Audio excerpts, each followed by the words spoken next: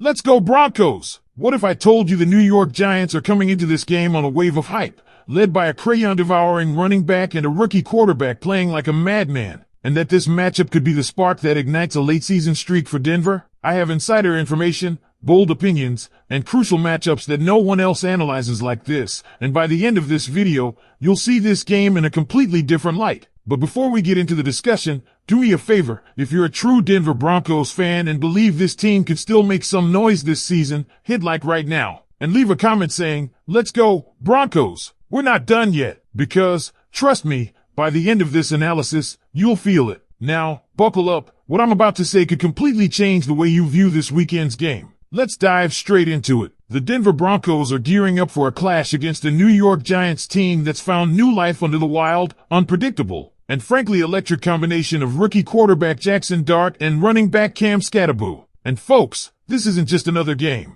This is the type of matchup that could redefine narratives, not just for the Giants, but for our Broncos too. The stakes are sky high. Let's start with the Giants' offensive resurgence. Jackson Dart isn't just another name. He's been lighting it up with top 10 third down stats and has shown a knack for scoring on the opening drive every game he started. That's something no Giants QB has done since 2009. In the past 3 weeks, the Giants lead the NFL in first-half touchdowns and are tied for first in overall scoring drives in the first half. This isn't luck. This is calculated, aggressive play calling from Mike Kafka and Brian Daboll. Their scripted plays are working, and that's got to concern any defense, even one as opportunistic as Denver's. Speaking of defenses, here's where it gets spicy. The Broncos come into this game with a staggering 13% sack rate and a 46% pressure rate. That's elite, but here's the rub. Dart plays like a man possessed. He's reckless, brave, and constantly on the edge. That raises serious concerns about his durability. Even Giants fans are nervous about whether he'll make it through the game upright. And next to him, Cam Skattebo, the crayon-eating, meme-generating bulldozer who doesn't go down easy. Giants fans and even their media admit, this guy is tough to stop once he gets rolling. But here's where we match up well. The Broncos are excellent at limiting yards before contact. That's exactly where the Giants are weak. Their run game is powered by Skattebo's ability to get extra yardage after contact, meaning, if our D-line holds strong at the point of attack, we can neutralize one of their most dangerous weapons. Skattebo's power running meets a wall this Sunday. The Giants' pass-catching weapons? Honestly, they're depleted. Darius Slayton didn't practice midweek. That leaves Lil Jordan Humphrey, yes, the same guy we didn't even put on our practice squad, as their top wideout. Jalen Hyatt has speed, sure, but he's barely used unless forced into action. Then there's Wan'Dale Robinson in the slot. That's it. If the Giants roll into Empower Field with a 3-man receiver rotation made up of cast-offs and question marks, that spells opportunity for our secondary to feast. But there's a twist. The Giants lean heavily into 12 personnel, even running it out of the shotgun. Dart is most comfortable in shotgun looks, and Daboll is sticking to that. They avoid under-center plays due to Dart's fumble issues, especially highlighted in their blowout loss to the Saints. So expect the Giants to come out in heavy sets, trying to pass and run from the same look to keep our defense honest.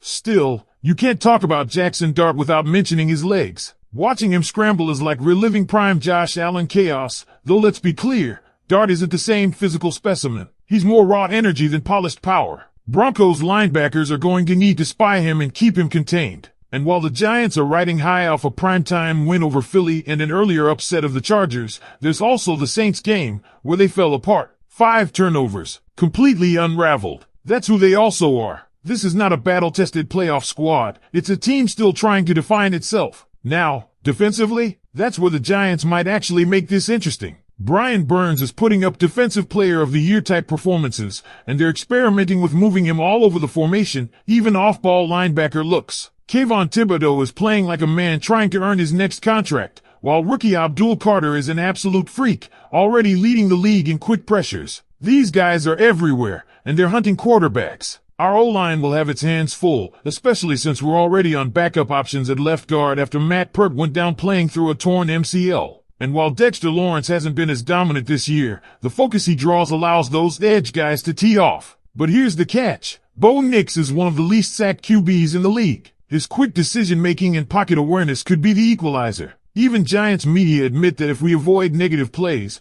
we could exploit the secondary, especially with cornerbacks who give up too much cushion and draw tons of DPI flags. Don't sleep on that. Courtland Sutton could have a huge game, whether it's through actual receptions or big pass interference penalties. This is where Bo Nix's precision passing and timing routes can pay off. This isn't just about explosive plays, it's about consistent chunk gains and keeping the Giants' defense on the field. Because now it's personal. This isn't just about matchups or play calling anymore, it's about identity. Who are the Denver Broncos right now? A team that folds under pressure, or one that builds momentum in October, a month Sean Payton has historically owned? Let's talk coaching. Brian Daboll is coaching like a man trying to save his job, and Sean Payton? He's coaching like a man trying to prove he never lost it. But here's where Payton holds the edge. Consistency. Daboll's Giants have been wildly inconsistent, capable of blowing out the Eagles one week and then imploding with 5 turnovers the next. Payton's offense, while slower out of the gate, is built on timing and rhythm, and once it starts clicking, it stays on track. And right now, Bo Nix is on the verge of clicking. Yes, he had some rough moments, especially against the Jets front that gave him no clean pockets, but when protected, he's incredibly efficient. In fact, he started 10-4-11 in that game before the pressure collapsed around him. And as Sean Payton installs more of his system, we're seeing the chemistry build between Bo Nix and guys like Courtland Sutton and Marvin Mims Jr. You can feel it. It's brewing. One key difference this Sunday? Pocket time. The Giants generate chaos, but their blitzing can be exploited if you get the ball out quick. Bo Nix excels in rhythm throws, quick outs, slants, timing routes. And guess what the Giants corners give up week in and week out? Space. They play soft on the outside and get flagged when they panic. Courtland Sutton might not torch them with speed, but his physicality and route discipline could result in big plays or big flags. Both move the chains. Now let's look at the trenches, our defensive line versus their offense. The Broncos just held Breece Hall in check. That's no small feat. Cam Scatterbo is tough, physical, and full of heart, but if the Broncos stay gap disciplined and wrap up, he's going to have a long day. And here's a stat you should tattoo into your mind. The Giants are terrible at creating yards before contact. That's their Achilles heel. They rely on Scatterbo dragging defenders after contact, but when you've got guys like Alex Singleton and Josie Jewell crashing downhill, that strategy starts to unravel. It's also worth pointing out, Jackson Dart is a fumble risk. He already coughed it up under center against the Saints, and the Giants have all but abandoned traditional formations because of it. They're living in shotgun, telegraphing run versus pass based on formation. That kind of predictability can be deadly against a defense like ours. If Vance Joseph dials up pressure packages and mixes zone looks like he did against the Jets, expect confusion and possibly more turnovers. And don't think for a second that the Broncos locker room isn't aware of the disrespect. Giants content creators are predicting wins, calling it a turning point, saying they'll rewrite their season with this game. They're even mocking the Broncos' offensive line issues, and yeah, those issues were real. But reinforcements are coming. A healthier unit and a smarter game plan should lead to cleaner pockets. And with Bo Nix's mobility and quick release, we can absolutely neutralize their pressure. Now let's talk about the moment. Denver is 100% a football city,